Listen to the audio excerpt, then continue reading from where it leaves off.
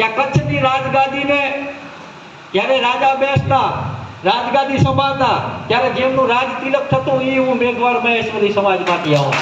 અને ખાલી રાજ તિલક નહીં, પણ જ્યાં જ્યાં જરૂર જણાવી ત્યાં તલવાર હોય અમારી કેપેસિટી પ્રમાણે કાઢીને સામે થઈ ગયા છે આવા અસામાજિક તત્વોને. તો આ ભાજપ નામના અસામાજિક તત્વો સામે પણ મેં રાપરમાં કીધું હતું અને અહીંયા કહું છું કે જેટલું રામ સેતુમાં ખિસકોલીની ભૂમિકા હતી ને એટલી તો અમે નિભાવી શકીએ તમારી સેવા. અને આ ખાલી અત્યાર માટે નહીં, મેં કીધું સંકલ્પ લઉં છું કે જિંદગીભર આ પાર્ટીને વોટ નહીં દઉં ને આ સંકલ્પ હું બાબા સાહેબ આંબેડકરના નામ ઉપર લઉં છું. અને અમારા ઘરે બાબા સાહેબ આંબેડકર મોટું કોઈ નથી. જો આના નામે સંકલ્પ લેતા હોઈએ તો સમજી લો કે આજે જે 400 પારની વાતો કરે છે ને બાબુ, એ લગભગ 150 માં આવી જશે. અને આપણે તો આ વાગડના લોકો છીએ, આ કચ્છના લોકો છીએ. આપણી તો તાસીર છે કે અહીંયા ગામમાં ખુરશીઓ વેચ્યા વાળા ફેરીએ આવતા હશે. ગામમાં ઠરે લઈએ પહેલા કે ભાઈ 400 માં વેચવી છે, પણ એ 150 માં દઈ ભાગી જાય. લાંબુ કઈ આવે નહીં. એટલે આપણે આ લોકો છીએ.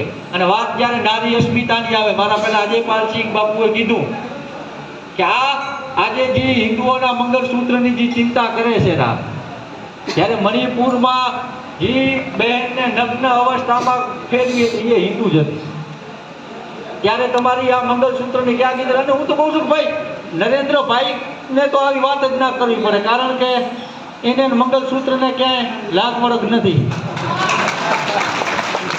અને આપણે કદાચ ક્ષત્રિય સમાજ મેં કીધું કે હંમેશા ભાજપને મજબૂત કર્યો છે, પણ એનું સાંભળ્યું નથી ને. હજી કોકના મગજમાં કદાચ ક્યાંક ભાજપ રહી જતું હોય, એમ તો કે મોદી વગર દેશ નહીં હાલે, તો તમને કહું કે યશોદા કાકી આજે કમ્પ્લેટ હાલે છે મોદી વગર. વેલ છે, પેન્શન બરોબર મળે છે, બરોબર એમનું ગુજરાત હાલે છે. એટલે જો એની પત્ની રહી શકતા તો આપણે તો. અને આપણે આજે ક્ષત્રિય સમાજ માટે, ક્ષત્રિય સમાજ સાથે અમે એટલા માટે છીએ કારણ કે અમે રાષ્ટ્ર ભક્તો છીએ, અંધ ભક્તો નથી.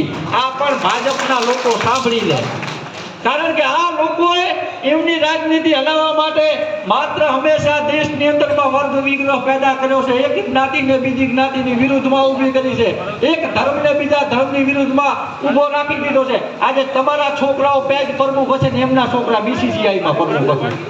અને આપણે આ ભેદ ના સમજ્યા, પણ હવે સમજવું પડશે કે 25 રૂપિયાની કેસરી ટોપીમાં અને આત્મસન્માન વાળા કેસરી સાફામાં કેટલો અંતર છે એ તમારે સમજવાની જરૂર છે. તમારે કઈ બાજુ રહેવાનું છે એ સમજવાની જરૂર છે. અને આ ઘમંડીનું ઘમંડ આપણે બધા લોકો વધારે આલમ થઈને તોડવું પડશે, કારણ કે આજે દેશમાં પરિસ્થિતિ એવી થઈ ગઈ છે, કદાચ તમારો તો છેલ્લે વારો આવ્યો અપમાનિત થવાનો, બાકી બધા થઈ ચૂક્યા છે. એટલે અમે ધીમા ધીમા બાર તો મારતા હતા બાપુ, પણ તમે આયા એટલે બ્રહ્માસ્ત્ર હારશે. એટલે એમને ખબર પડે કે 400 પાર કેમ થાય. એટલે આપણે બધા લોકો સંગઠિત થઈને આ દેશમાંથી જેમ આપણે અંગ્રેજોને બહાર કાઢ્યા, આ દેશમાંથી આપણે જેમ મોગલોને બહાર કાઢ્યા, એમ આ દેશમાંથી છેલ્લે અંગ્રેજોને કાઢ્યા, પણ એમના પેન્શન લીધા વાળા અહીંયા રહી ગયા છે. આમને કાઢવા પડે. આજે જે આપણને રાષ્ટ્રભક્તિ સમજાવવા આવે ને એ પહેલા અંગ્રેજોના પેન્શન ઉપર પડતા, ત્યારે એમને રાષ્ટ્રભક્તિથી કોઈ લેવા દેવા નથી.